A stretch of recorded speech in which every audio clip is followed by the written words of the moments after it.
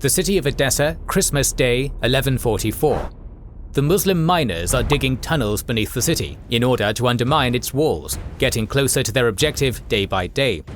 In desperation, the Christian defenders build counter-tunnels, with both sides trying to destroy each other's progress. Though the efforts of the civilians of Edessa are valiant, they are ultimately for naught. Eventually, after 4 weeks of siege, the wall section near the Gate of the Hours collapses. The roar of crumbling stones is met with joyful enthusiasm from the Muslims and cries of despair from the Christians. Filled with religious zeal, the Seljuk and Kurdish warriors rushed through the gap. The final showdown between the Muslims and the Christians of Edessa was about to begin. Welcome to our latest video on the Second Crusade. In today's episode, we will continue to chronicle the rise of Imad ad-Din Zengi and his dynasty, culminating in the dramatic fall of the First Crusader Center in the Levant. This video is sponsored by our YouTube members and patrons, who get 2 exclusive videos weekly, not available anywhere else, for their kind support of our channel. You can join their ranks to watch more than 160 videos, including our series on the Pacific War, Punic Wars, Persian Wars, Spanish War of Succession, Russo-Japanese War, North African Campaign of World War II, History of Prussia, Italian Unification Wars, Risorgimento, Albigensian Crusades, and much more.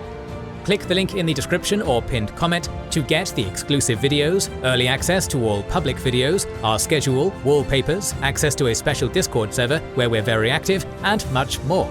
Thanks for supporting us, we couldn't be doing it without your help. No sooner had Zengi managed to score a victory at Montferrand Castle against King Fulk, was the Atabeg faced with a new threat that jeopardized his newfound position of strength. For after years of silence, the Byzantine Empire was about to make its move. To better understand Eastern Roman involvement in the Outremer, we must go back to the events of 1118. With the death of the Emperor Alexius Komnenos, the throne in Constantinople was inherited by his son John II. The newly ascended emperor proved to be an energetic military commander, just like his father had been. During the first 10 years of his reign, John's attention revolved around securing the empire's western frontier. Only after dealing with Normans, Pechenegs, Serbs and Hungarians was the Roman Emperor finally able to turn his eyes towards the east. Flash forward to the 1130s, and John II took his first steps into the lands of the Outremer by launching a series of campaigns against the Danishmenids.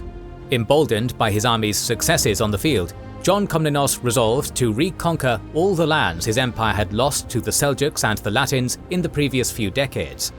By marching through Anatolia, he subjugated the Cilician coast and eventually reached the city of Antioch on the 29th of August 1137.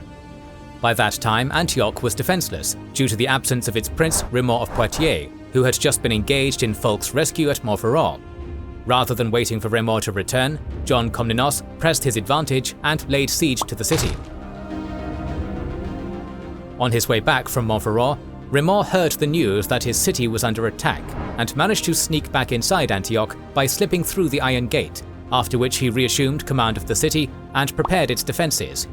As the missiles thrown by the Byzantine machine engines continued to pound the walls of Antioch, Raymond finally received an offer from the Byzantine emperor stating that he could receive the prestigious title of Imperial Vicar and keep the principality in exchange for becoming the emperor's vassal. As no aid was coming from Fulk, Raymond reluctantly decided to pay homage to the emperor. In a humiliating ceremony, the Prince of Antioch, abandoned by his king, had to swear an oath of loyalty to John II. Thereafter, the Roman Emperor conscripted Raymond to join him in his planned campaign against Zengi. Upon hearing the news, Zengi grew alarmed, for he knew that confronting such a vast army would be madness. Not planning to make the same mistake al-Basuki did, he immediately lifted his siege of Homs in an attempt to avoid open battle at all costs, while delegating part of his force to Sawa to defend Aleppo. This would be a prudent move on Zengi's part, for after John's temporary actions in Cilicia aimed at pacifying the Armenian Rabbinids, the emperor launched his offensive. On the 1st of April 1138, John II left Antioch together with Raymond, Jocelyn II, and an added contingent of Templar knights. At first, everything went according to plan. After seizing Balat, the Christian force moved on Aleppo, and by the 20th of April, the Byzantine-Latin alliance stood under the city walls and its heavily defended citadel. However, the emperor's attempts to seize Aleppo failed. Thereafter, the angered John II moved against the neighbouring border fortresses of Athareb, Maratan Numan, and Kavatab, all of which he captured in a single march. After this, the Byzantine alliance attacked Shaizar, a city which belonged to the Munkadites.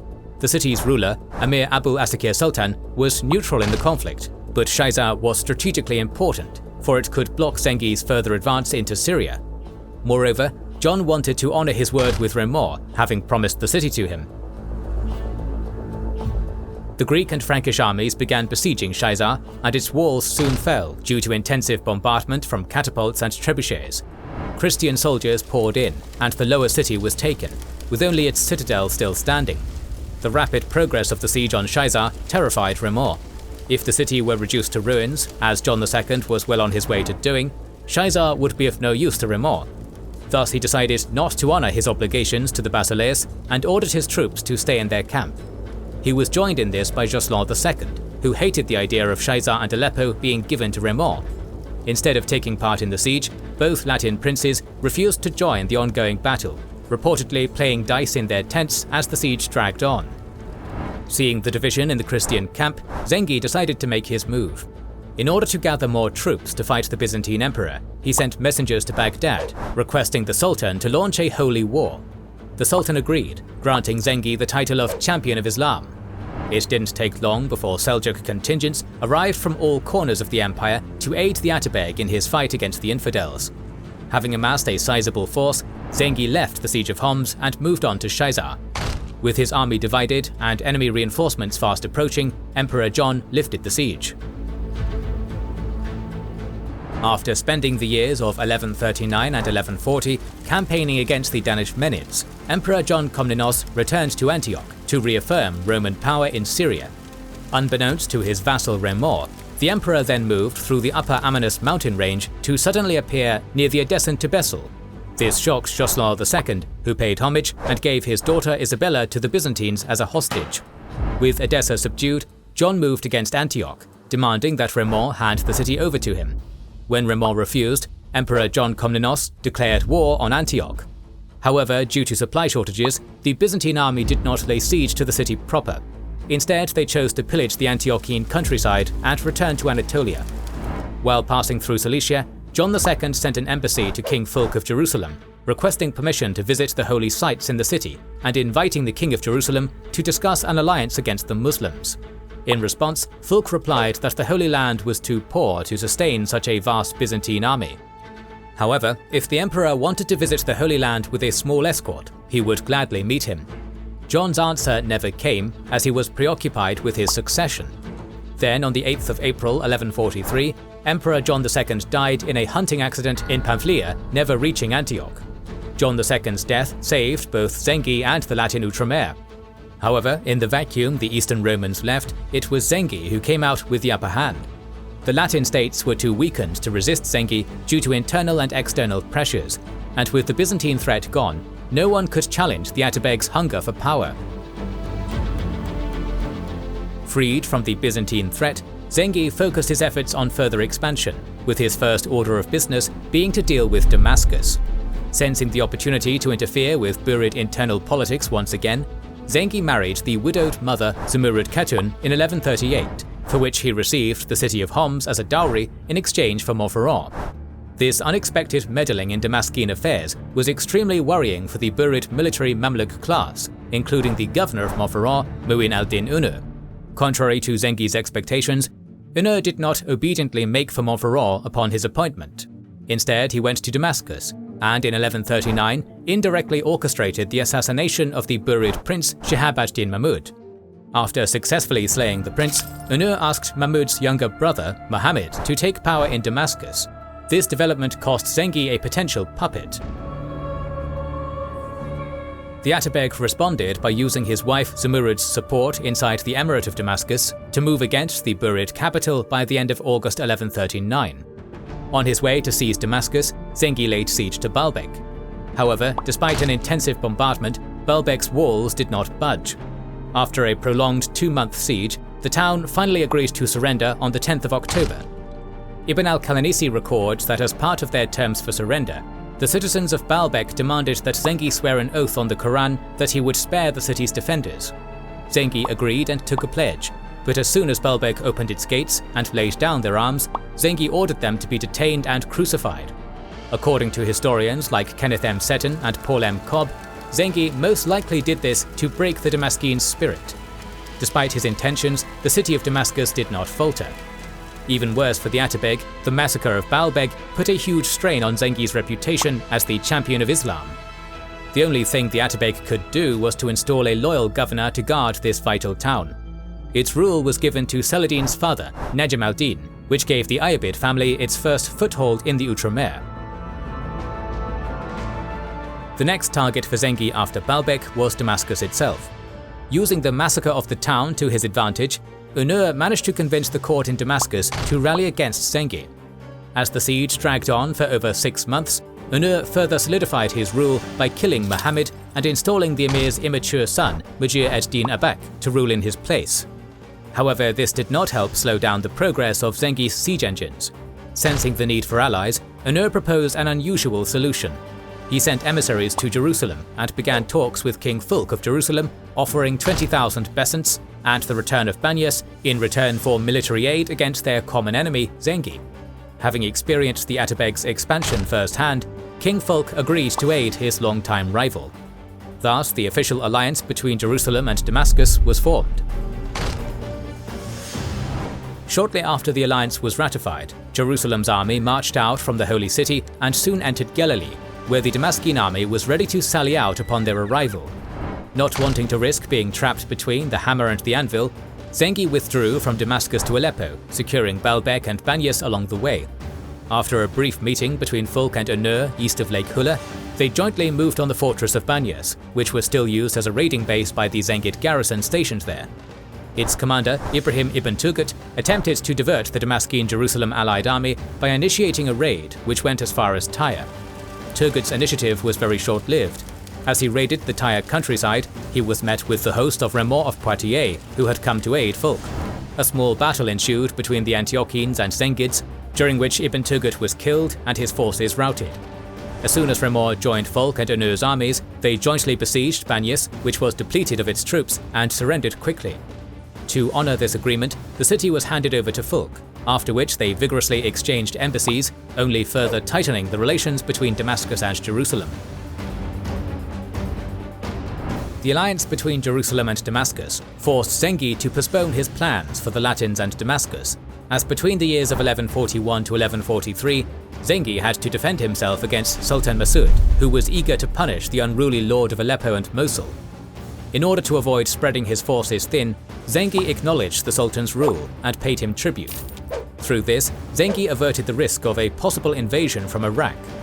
Without the significant threat of a common enemy looming, the alliance between the Latin states began to fade, as each lord returned to their own matters. King Fulk planned to strengthen his own domain, building more castles and ensuring security in the Kingdom of Jerusalem. Furthermore, Fulk further integrated lands south of the Dead Sea and Ultra-Jourdain into his realm by raising the massive fortresses of Montreal and Karak. These castles allowed him to successfully control passages between Egypt and Arabia, and allowed for a better connection with the Latin outpost at Alia in the Gulf of Aqaba. Fulk's plans for further strengthening Jerusalem were suddenly cut short by sudden events near Acre. There, the king attempted to join Queen Melisande on a royal picnic organized outside the city, during which Fulk's horse suddenly tripped and fell together with the king. Having sustained severe injuries, the king died a few days later. Although Fulk had strengthened the position of the Kingdom of Jerusalem, he had largely neglected to shore up the Latin frontier in northern Syria. The burden of this task now fell on Queen Melisande, who succeeded Fulk after his death. However, because of the pressure of Jerusalem's barons, she was forced to share her power with her eldest son, Baldwin III. In the upcoming years, this unusual division of Jerusalem's kingship would only increasingly sour the relationship between the mother and her son.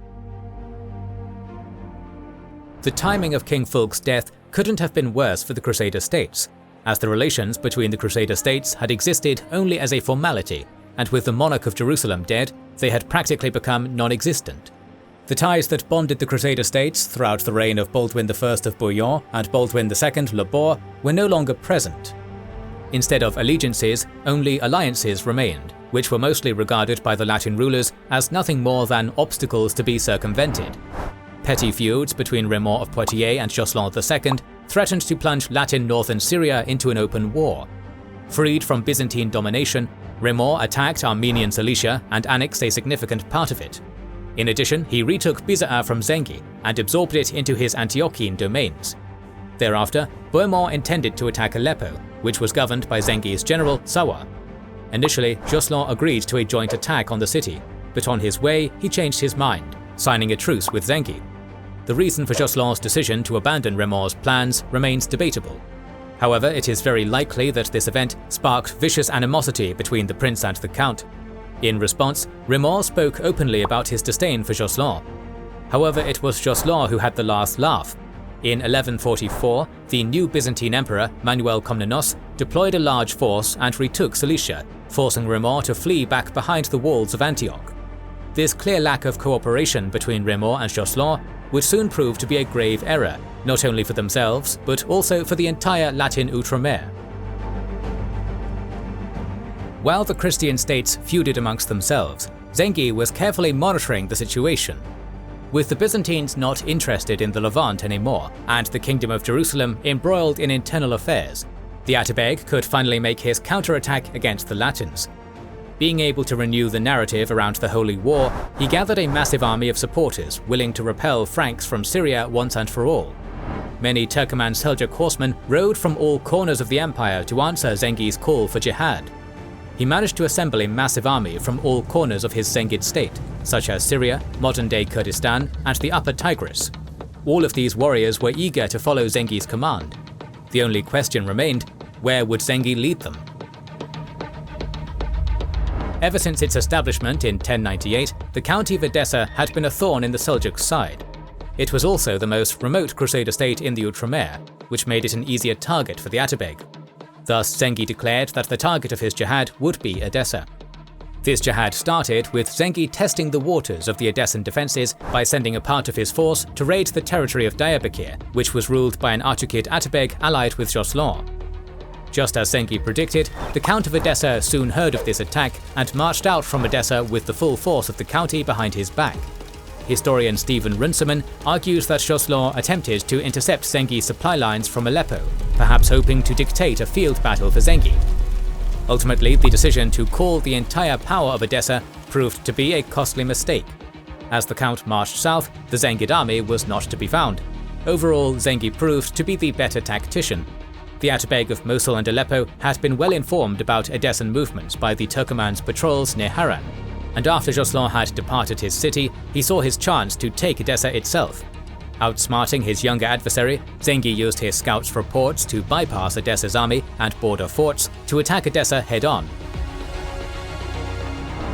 Using forced march and intensive pressure, the Zengid army reached the walls of Edessa by the 28th of November 1144. Due to Jocelyn calling upon his every knight and footman to help the Artukids, the city of Edessa had been left defenseless. The Christian populace, terrified at the sight of Zengi's army, attempted to organize themselves against the upcoming struggle. The siege preparations were led by the Catholic Archbishop Hugh II, with the aid of the Armenian Bishop John and the Jacobite Bishop Basil. Together they convinced all of the religious groups to fight for their city and man its walls. Seeing no use in the element of surprise, Zengi hoped to spread distrust between each Christian group inside the city.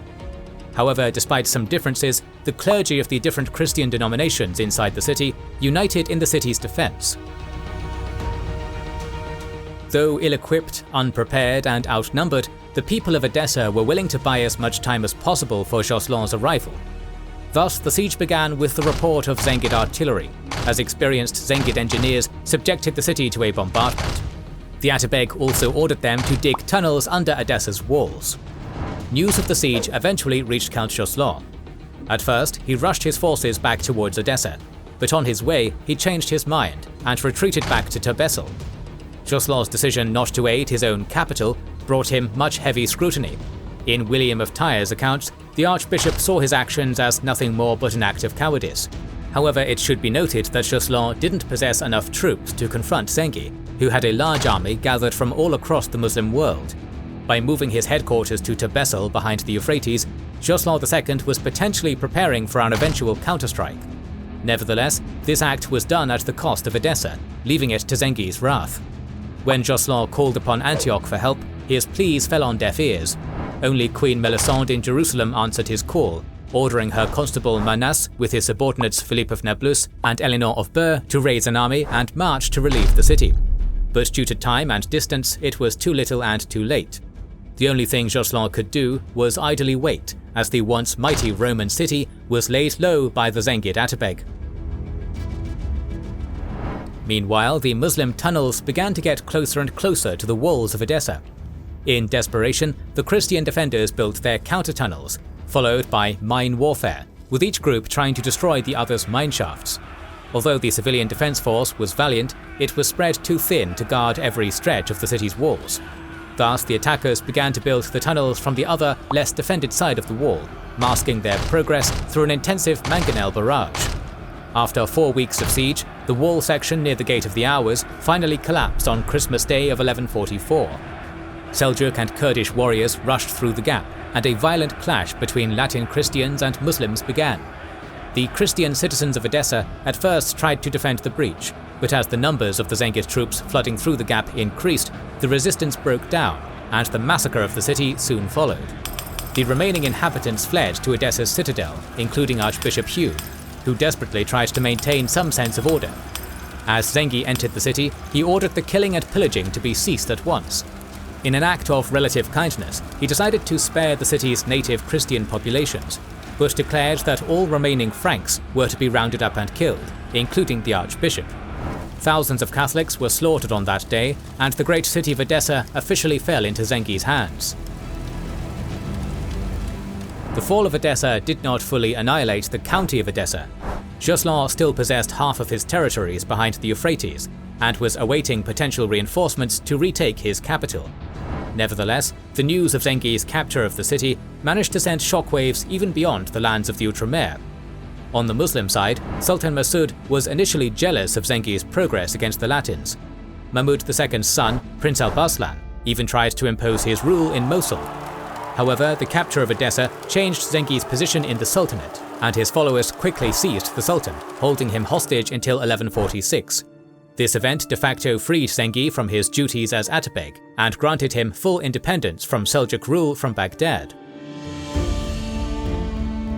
Further benefits soon followed, as Zengi's efforts were even recognized by the Caliph himself, who honored the Atabeg by sending lavish gifts and honors, proclaiming him the champion of Sunni Islam. Zengi's call to action, now blessed by the Caliph himself, would result in the centralization of the many small Seljuk states in Syria into a single powerhouse, the Zengid dynasty, a state which had become an existential threat to the Crusader states. The loss of Edessa proved to be absolutely devastating for the Franks. One of the most major Christian states in the region was now in the hands of the Muslims, in no small part due to the Latins' own inability to unite and work together. Overall, the fall of Edessa was a turning point for the fate of the Outremer. Zengi's actions stopped the Crusader state's expansion and created a powerful, centralized state in Syria and northern Iraq that could directly threaten all the Latin states. Even while actively fighting against Damascus and other Muslim powers in the region, Zengi laid a foundation for a role model of a political and religious leader who could unify Sunni Islam against the Crusaders, inspiring future figures such as Nur ad-Din and Salah al-Din to take the fight into the next generation. Moreover, Zengi had proved for the first time since the Battle of Agère-Sanguinis that the Latins could be defeated, and if they could be defeated, they could eventually be vanquished from the Levant. In our next video, we will witness how the news of these events would spark a need for a crusade, the beginning of the Second Crusade. To make sure you don't miss that, make sure you are subscribed and have pressed the bell button. Please consider liking, subscribing, commenting and sharing, it helps immensely. Recently we've started releasing weekly Patreon and YouTube member exclusive content. Consider joining their ranks via the link in the description or button under the video to watch these weekly videos, learn about our schedule, get early access to our videos, access our private Discord and much more. This is the Kings and Generals channel, and we will catch you on the next one.